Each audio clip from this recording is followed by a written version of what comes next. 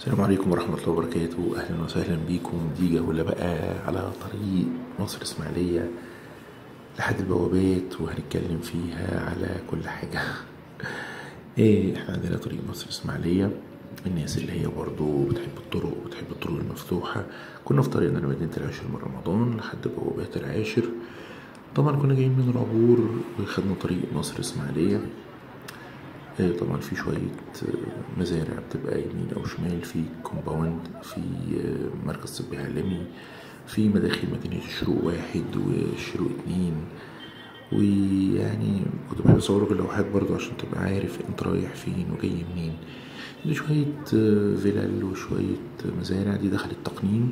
كل طريق مصر اسكندرية كان داخل زراعي، وتحول في أجزاء منه اتحولت لتعليم وجامعات ومعاهد، وفي أجزاء اتحولت لسكني وكومباوند والكلام ده. طبعا الطرق بقت كويسة جدا الحمد لله، ودائري الإقليمي ومعانا على الطريق رايحين وجايين. ف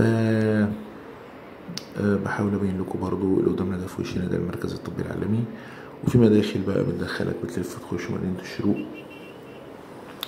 وفي ستيلا مصر الجديدة، وفي البروج دي كومباوند إماراتي قصاد منطقة القادسية ومنطقة الأمل، وبعد المركز الطبي العالمي وعند الكارتة بتاعة العاشر.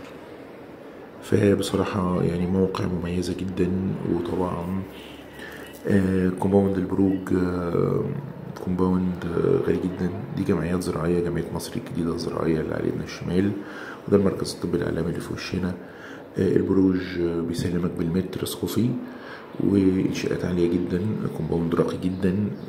كانوا بيكلموني قبل كده التسعير بالمتر. الموكيت ما كنتش عارف اللفظ ده بصراحة. الموكيت عندهم اللي هو في الخليج بيعتبر ان المساحة صافية، يعني انت هتفرش الشقة او الفيلا على مساحة قد ايه بالظبط. فده اللي كان مميز في الموضوع. ده المركز الطبي العالمي طبعا يا جماعة. فيعني المكان مميز بصراحة وموقعه حلو جدا، وقصاده مدينة الأمل، مدينة القادسية، وبيجري التقنين فيها دلوقتي. والأسعار فيها في الأراضي بتبقى من 700 وانت طالع.